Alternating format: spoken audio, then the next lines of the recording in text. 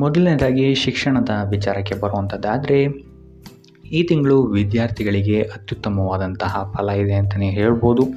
ಓದುವ ಆಸಕ್ತಿ ನಿಮ್ಮಲ್ಲಿ ಈ ತಿಂಗಳು ಹೆಚ್ಚಾಗುತ್ತೆ. ಹೆಚ್ಚು ಆಸಕ್ತಿ ಇರುವಂತಹ ವಿಚಾರಗಳಲ್ಲಿ ನೀವು ನಿರೀಕ್ಷಿಸಿದಂತಹ ಫಲಿತಾಂಶಗಳು ಈ ತಿಂಗಳು ನಿಮಗೆ ಸಿಗುತ್ತೆ ಅಂತಲೇ ಹೇಳ್ಬೋದು. ಇನ್ನು ಉನ್ನತ ಶಿಕ್ಷಣದಲ್ಲಿರುವಂತಹ ವಿದ್ಯಾರ್ಥಿಗಳಿಗೆ ವಿಷಯದ ಬಗ್ಗೆ ಕೆಲವೊಮ್ಮೆ ಆತಂಕ ಉಂಟಾಗಬಹುದು. ಆದರೆ ಯಾವುದೇ ರೀತಿಯಾದಂತಹ ಹೆದರುವ ಪ್ರಮೇಯ ಇಲ್ಲ. ಇದಕ್ಕೆ ನಿಮ್ಮ ಹಿರಿಯರ ಸಹಾಯವನ್ನು ಪಡೆದುಕೊಳ್ಳುವಂಥದ್ದು ಉತ್ತಮವಾಗಿರುತ್ತೆ. ಇನ್ನು ವಿದ್ಯಾಭ್ಯಾಸದ ಸಲುವಾಗಿ ದೂರದೂರಿನಲ್ಲಿರುವವರಿಗೂ ಸಹಿತ ಇದು ಉತ್ತಮವಾದಂತಹ ಸಮಯ ಆಗಿರುತ್ತೆ ಅಂತಲೇ ಹೇಳ್ಬೋದು. ಸೊ ಒಟ್ಟಾರೆಯಾಗಿ ವಿದ್ಯಾರ್ಥಿಗಳಿಗೆ ಈ ಇಡೀ ತಿಂಗಳು ಸಕಾರಾತ್ಮಕವಾದಂತಹ ಫಲಗಳೇ ಹೆಚ್ಚಾಗಿ ಸಿಗುತ್ತೆ ಅಂತಲೇ ಹೇಳ್ಬೋದು. ಇನ್ನು ಕುಟುಂಬ ವಿಚಾರಕ್ಕೆ ಬರುವಂಥದ್ದಾದರೆ ಈ ತಿಂಗಳು ನೀವು ನಿಮ್ಮ ಪ್ರೀತಿ ಪಾತ್ರರೊಂದಿಗೆ ಅತ್ಯುತ್ತಮವಾದಂತಹ ಸಮಯವನ್ನು ಕಳಿತೀರ ಅಂತಲೇ ಹೇಳ್ಬೋದು. ಇದಲ್ಲದೆ ನಿಮ್ಮ ಸಂಗಾತಿಯೊಂದಿಗೆ ಯಾತ್ರೆಗಳಿಗೂ ಸಹಿತ ಹೋಗುವಂತಹ ಸಾಧ್ಯತೆಗಳು ತುಂಬ ಹೆಚ್ಚಾಗಿದೆ ಅಂತಲೇ ಹೇಳ್ಬೋದು. ನಿಮ್ಮಿಬ್ಬರ ನಡುವೆ ಉತ್ತಮ ಹೊಂದಾಣಿಕೆಯೂ ಸಹಿತ ಈ ತಿಂಗಳು ಹೆಚ್ಚಾಗುತ್ತೆ ಅಂತಲೇ ಹೇಳ್ಬೋದು. ಇದು ವೈವಾಹಿಕ ಜೀವನದಲ್ಲೂ ಆಗಿರ್ಬೋದು ಅಥವಾ ನಿಮ್ಮ ಪ್ರೇಮ ಜೀವನದಲ್ಲೂ ಆಗಿರ್ಬೋದು. ಸೊ ಅತ್ಯುತ್ತಮವಾದಂತಹ ಫಲ ನಿಮಗೆ ಈ ತಿಂಗಳು ನಿಮ್ಮ ಲವ್ ಲೈಫಲ್ಲಿದೆ ಅಂತಲೇ ಹೇಳ್ಬೋದು. ಆದರೆ ನಿಮ್ಮ ಪ್ರೀತಿ ಪಾತ್ರರೊಂದಿಗೆ ವ್ಯವಹರಿಸಬೇಕಾದ್ರೆ ಯಾವುದೇ ರೀತಿಯಾದಂತಹ ಅಹಂಕಾರದಿಂದ ಆಗಲಿ ಅಥವಾ ದರ್ಪದಿಂದಾಗಲಿ ಅವರನ್ನು ವ್ಯವಹರಿಸೋಕ್ಕೆ ಹೋಗಬೇಡಿ. ಆದಷ್ಟು ವಿನಯದಿಂದಿರುವಂಥದ್ದು ನಿಮಗಿಲ್ಲಿ ಉತ್ತಮವಾಗಿರುತ್ತೆ. ಇನ್ನು ವಧುವರರ ಅನ್ವೇಷಣೆಯಲ್ಲಿರುವವರಿಗೂ ಸಹಿತ ಈ ತಿಂಗಳು ಅತ್ಯುತ್ತಮವಾದಂತಹ ಅವಕಾಶಗಳು ಒದಗಿ ಬರಲಿದೆ ಅಂತಲೇ ಹೇಳ್ಬೋದು. ಇನ್ನು ಇದಲ್ಲದೆ ಕುಟುಂಬದ ಸದಸ್ಯರೊಂದಿಗೆ ಸಮಸ್ಯೆಗಳನ್ನು ಬಗೆಹರಿಸಿಕೊಳ್ಳಲು ಸಹಿತ ಇದು ಸಕಾಲ ಆಗಿರುತ್ತೆ ಅಂತಲೇ ಹೇಳ್ಬೋದು.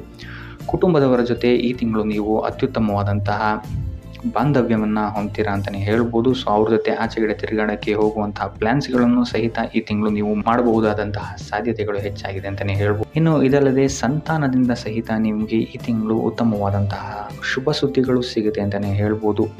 ಇನ್ನು ಒಡ ಹುಟ್ಟಿದವರು ಆಸ್ತಿ ವಿಚಾರವಾಗಿ ನಿಮ್ಮಲ್ಲಿ ಕೆಲವೊಂದು ಸಲಹೆ ಮತ್ತು ಸಹಕಾರವನ್ನು ಕೇಳ್ಬೋದು. ಮತ್ತು ನಿಮ್ಮ ತಂದೆ ತಾಯಿಯವರ ಆರೋಗ್ಯದ ಬಗ್ಗೆ ಈ ತಿಂಗಳು ಸ್ವಲ್ಪ ಎಚ್ಚರಿಕೆಯನ್ನು ವಹಿಸುವಂಥದ್ದು ಉತ್ತಮವಾಗಿರುತ್ತೆ ಅಂತಲೇ ಹೇಳ್ಬೋದು. ಸೊ ಒಟ್ಟಾರೆಯಾಗಿ ಕುಟುಂಬದ ವಿಚಾರದಲ್ಲಿ ಈ ತಿಂಗಳು ನಿಮಗೆ ಉತ್ತಮವಾದಂತಹ ಫಲಗಳಿದೆ ಅಂತಲೇ ಹೇಳ್ಬೋದು. ಇನ್ನು ಆರೋಗ್ಯ ವಿಚಾರಕ್ಕೆ ಬರುವಂಥದ್ದಾದರೆ ಆರೋಗ್ಯ ವಿಚಾರದಲ್ಲೂ ಅಷ್ಟೇ ನಿಮಗೆ ಈ ತಿಂಗಳು ಅನುಕೂಲಕರವಾಗಿದೆ ಅಂತಲೇ ಹೇಳ್ಬೋದು. ಯಾವುದೇ ರೀತಿಯಾದಂತಹ ದೊಡ್ಡ ಸಮಸ್ಯೆಗಳಿಲ್ಲ ಅಂತಲೇ ಹೇಳ್ಬೋದು. ಆದರೆ ಬೆನ್ನು ಮತ್ತು ಗ್ಯಾಸ್ಟ್ರಿಕ್ಗೆ ಸಂಬಂಧಪಟ್ಟಂತಹ ಸಮಸ್ಯೆಗಳು ನಿಮಗೆ ಈ ತಿಂಗಳು ಸ್ವಲ್ಪ ಬಾಧಿಸ್ಬೋದು ಅಂತಲೇ ಹೇಳ್ಬೋದು. ಇದಲ್ಲದೆ ವಯೋವೃದ್ಧರಿಗೆ ರಕ್ತದೊತ್ತಡ ಮತ್ತು ಮಧುಮೇಹದಂತಹ ಕಾಯಿಲೆಗಳೇನಾದರೂ ಇದ್ದರೂ ಸಹಿತ ಸ್ವಲ್ಪ ಎಚ್ಚರಿಕೆ ವಹಿಸುವಂಥದ್ದು ಉತ್ತಮವಾಗಿರುತ್ತೆ. 3ನೇ ವಾರದ ನಂತರ ನಿಮ್ಮ ಆರೋಗ್ಯದಲ್ಲಿ ಸ್ಥಿರತೆ ಕಾಣುತ್ತೆ ಅಂತಲೇ ಹೇಳ್ಬೋದು. ಸೊ ಉಳಿದಂತೆ ಮಕ್ಕಳು ಮತ್ತು ನಿಮ್ಮ ಸಂಗಾತಿಯವರ ಆರೋಗ್ಯದಲ್ಲೂ ಸಹಿತ ಯಾವುದೇ ರೀತಿಯಾದಂತಹ ದೊಡ್ಡ ಸಮಸ್ಯೆಗಳಿಲ್ಲ ಅಂತಲೇ ಹೇಳ್ಬೋದು. ಸೊ ಒಟ್ಟಾರೆಯಾಗಿ ಈ ತಿಂಗಳು ನಿಮ್ಮ ಆರೋಗ್ಯದ ವಿಚಾರದಲ್ಲೂ ಸ್ಥಿರತೆ ಕಾಣುತ್ತೆ ಅಂತಲೇ ಹೇಳ್ಬೋದು. ಇನ್ನು ವೃತ್ತಿ ಜೀವನಕ್ಕೆ ಬರುವಂಥದ್ದಾದರೆ ವೃತ್ತಿ ಜೀವನದಲ್ಲಿ ಈ ತಿಂಗಳು ನಿಮಗೆ ಮಿಶ್ರ ಫಲ ಅಂತಲೇ ಹೇಳ್ಬೋದು. ಕೆಲವೊಂದು ಅಡೆತಡೆಗಳು ಬಂದರೂ ಕೂಡ ಆರ್ಥಿಕವಾಗಿ ಈ ತಿಂಗಳು ನೀವು ಉತ್ತಮವಾದಂತಹ ಲಾಭವನ್ನು ಗಳಿಸ್ತೀರಾ ಅಂತಲೇ ಹೇಳ್ಬೋದು. ನಿಮ್ಮ ಕೆಲಸದಲ್ಲಿ ಕೆಲವೊಂದು ಬದಲಾವಣೆಗಳು ಹೆಚ್ಚಳಗಳು ಕಂಡು ಬರಬಹುದು. ನಿಮ್ಮ ಮೇಲಾಧಿಕಾರಿಗಳು ಅಥವಾ ಸಹವರ್ತಿಗಳೊಂದಿಗೆ ಕೆಲವು ತಪ್ಪು ಗ್ರಹಿಕೆಗಳು ಸಹಿತ ಕಂಡು ಬರಬಹುದು. ಆದ್ದರಿಂದ ಪ್ರಾರಂಭದ ಮೊದಲೆರಡು ವಾರಗಳ ಕಾಲ ಯಾವುದೇ ರೀತಿಯಾದಂತಹ ಹೆಚ್ಚು ವಾದ ವಿವಾದಗಳನ್ನು ಮಾಡದೇ ಇರುವಂಥದ್ದು ಉತ್ತಮವಾಗಿರುತ್ತೆ. ಇದಲ್ಲದೆ ನಿಮಗೇನಾದರೂ ಹೆಚ್ಚುವರಿ ಜವಾಬ್ದಾರಿಗಳೇನಾದರೂ ಬಂದರೂ ಸಹಿತ ಸ್ವಲ್ಪ ಯೋಚಿಸಿ ಮುಂದುವರಿಯುವಂಥದ್ದು ಉತ್ತಮವಾಗಿರುತ್ತೆ ಅಂತಲೇ ಹೇಳ್ಬೋದು. ಆದರೆ 3ನೇ ವಾರದ ನಂತರ ನಿಮಗಿಲ್ಲಿ ಸ್ಥಿತಿಗತಿಗಳು ಬದಲಾಗುತ್ತೆ ಅಂತಲೇ ಹೇಳ್ಬೋದು. ಸೊ ಸ್ಥಿತಿಗತಿಗಳು ನಿಮಗಿಲ್ಲಿ ಉತ್ತಮವಾಗುತ್ತೆ ಅಂತಲೇ ಹೇಳ್ಬೋದು. ಇನ್ನು ಕೆಲಸದ ನಿರೀಕ್ಷೆಯಲ್ಲಿರುವವರಿಗೂ ಸಹಿತ ಈ ತಿಂಗಳು ಉತ್ತಮವಾದಂತಹ ಪಾಸಿಟಿವ್ ರಿಸಲ್ಟ್ಸ್ಗಳು ನಿಮಗಿಲ್ಲಿ ಸಿಗುತ್ತೆ ಅಂತಲೇ ಹೇಳ್ಬೋದು. ಸೊ ಒಟ್ಟಾರೆಯಾಗಿ ವೃತ್ತಿ ಜೀವನದಲ್ಲಿ ನಿಮಗೆ ಈ ತಿಂಗಳು ಮಿಶ್ರ ಫಲ ಅಂತಲೇ ಹೇಳ್ಬೋದು. ಇನ್ನು ಹಣಕಾಸಿನ ವಿಚಾರಕ್ಕೆ ಬರುವಂಥದ್ದಾದರೆ ಈ ತಿಂಗಳು ನಿಮಗೆ ಆರ್ಥಿಕವಾಗಿ ಅತ್ಯುತ್ತಮವಾದಂತಹ ತಿಂಗಳಾಗಿರುತ್ತೆ ಅಂತಲೇ ಹೇಳ್ಬೋದು. ಆದಾಯದಲ್ಲಿ ಒಳಹರಿವು ಅನಿರೀಕ್ಷಿತ ಲಾಭಗಳನ್ನು ನಿಮಗೆ ತಂದುಕೊಡುತ್ತೆ ಅಂತಲೇ ಹೇಳ್ಬೋದು.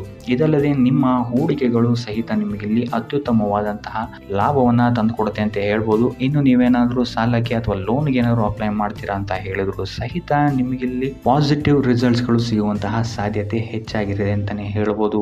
ಇನ್ನು ವ್ಯವಹಾರದಲ್ಲಿರುವವರು ನಿಯಮಿತವಾಗಿ ಹೂಡಿಕೆಗಳನ್ನು ಮಾಡುವುದರಿಂದ ಸಹಿತ ಇಲ್ಲಿ ಉತ್ತಮವಾದಂತಹ ಲಾಭವನ್ನು ಪಡೆಯಬಹುದು.